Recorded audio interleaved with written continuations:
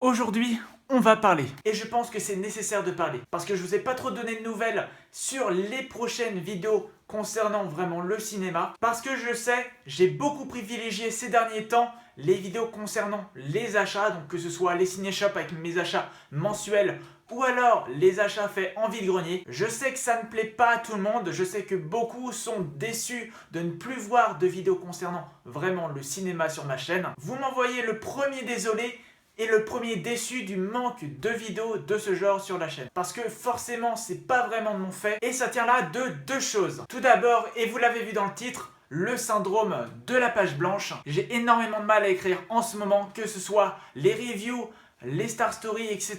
J'ai énormément de projets qui fusent dans ma tête, mais que je ne peux pas concrétiser pour l'instant. C'est vraiment frustrant de se dire qu'on a des idées de vidéos qui peuvent marcher et qui certainement vont marcher, mais j'arrive pas à les mettre sur papier, à écrire une vidéo qui soit bonne, bien tournée, sûrement bien montée, parce que ce syndrome de la page blanche m'emmerde. Et très honnêtement, c'est en lien avec la deuxième chose, c'est que ces vidéos-là, je pense qu'elles ont un grand intérêt, qu'elles peuvent plaire à énormément de monde, que si elles sont bien écrites, qu'elles sont bien travaillées, je pense qu'elles peuvent, d'une, bien marcher, et de deux, bien faire plaisir à beaucoup de monde. Et moi le premier. Les vidéos sur le cinéma que je vous prépare sont pas forcément une redite de tout ce qui a été fait et c'est en ça que ça me plaît. Je tiens dès cette rentrée à vous créer du contenu qui soit original, qui ne soit pas une redite, je sais, je me répète, qui ne soit pas une redite de ce que font les autres. J'ai vraiment à cœur de créer du contenu original, c'est pour ça que je me bats et c'est pour ça que j'ai créé ma chaîne.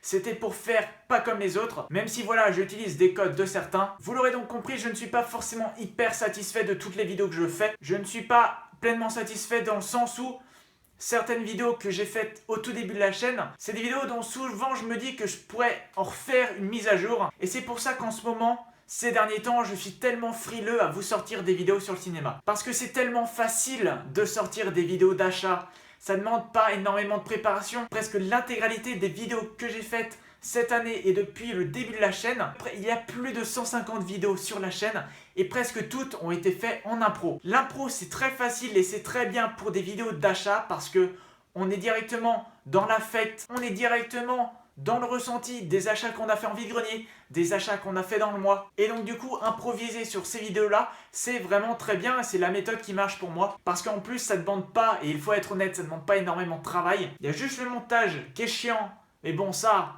on peut pas y passer. C'est pourquoi je suis tellement en retard sur toutes les prévisions que je vous avais fait au début d'année. Je vous avais parlé de vidéos de Star Story, des nouvelles reviews qui devaient arriver dès février alors que on n'a pas encore vu le bout d'une seule. Tout ça pour vous dire que ces vidéos vont naître d'un besoin qui est fondamental pour moi.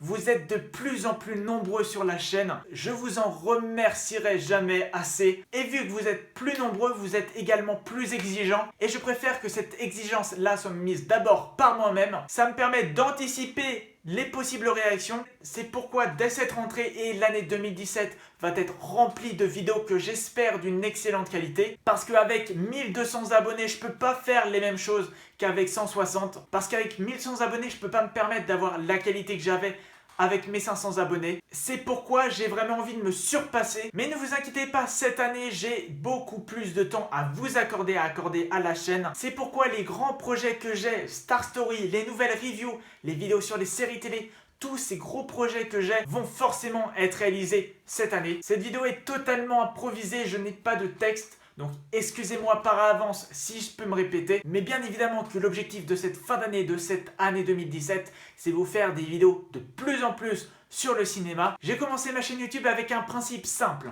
Il y avait des vidéastes qui faisaient des vidéos de critiques de cinéma et d'autres vidéastes qui montraient leurs achats. J'aimais bien les deux parties de cet univers YouTube cinéma.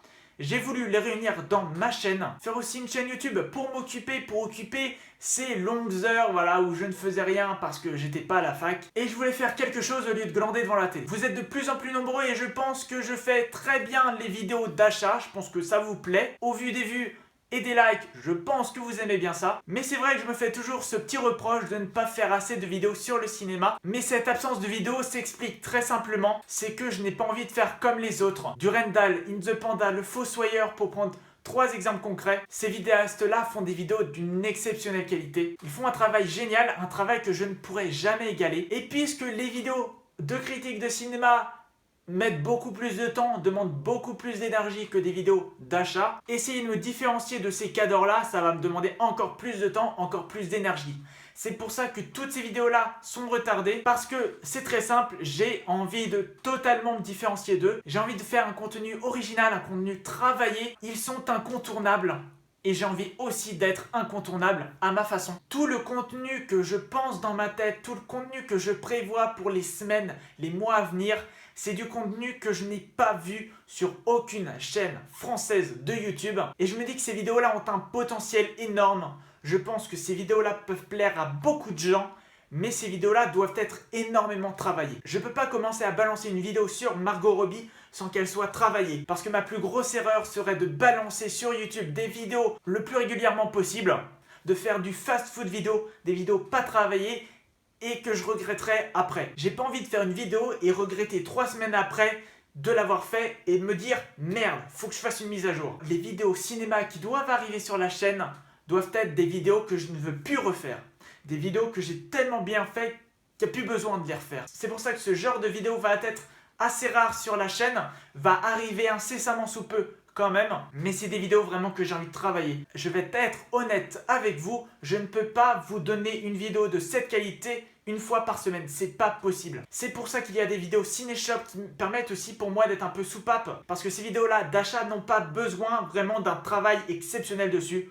Voilà, on présente les achats, c'est tout, ça ne demande pas d'avoir fait sans cire, ça ne demande même pas d'avoir un peu d'écriture. À l'impro, ça suffit totalement. Parce qu'il y a une chose à savoir, et je tease un peu sur une autre vidéo que j'ai envie de vous faire depuis un certain temps, depuis des mois et des mois. C'est facile pour plein de vidéastes de vous fournir une vidéo par jour, ou même une vidéo par semaine qui soit travaillée.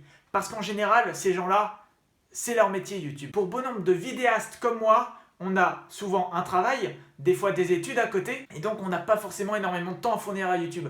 J'en fournis énormément, je ne pourrais pas vous donner un chiffre, mais ça se tient en milliers d'heures faciles depuis le début de la chaîne. Et je n'ai pas envie de me mettre à faire du fast-food vidéo, d'une vidéo par jour, qui ne soit pas travaillée juste pour être présent tout le temps sur YouTube, pour que les gens voient à chaque fois mes vidéos, à chaque fois qu'ils ouvrent l'appli ou le site, et engranger des vues comme ça. Je préfère vous fournir un travail de qualité, je pense que vous le méritez. Et voilà, un grand pouvoir implique grande responsabilité. Je dirais pas qu'avoir 1200 abonnés c'est un grand pouvoir, mais en tout cas ça implique de nombreuses responsabilités. Juste une chose à vous dire, ciao.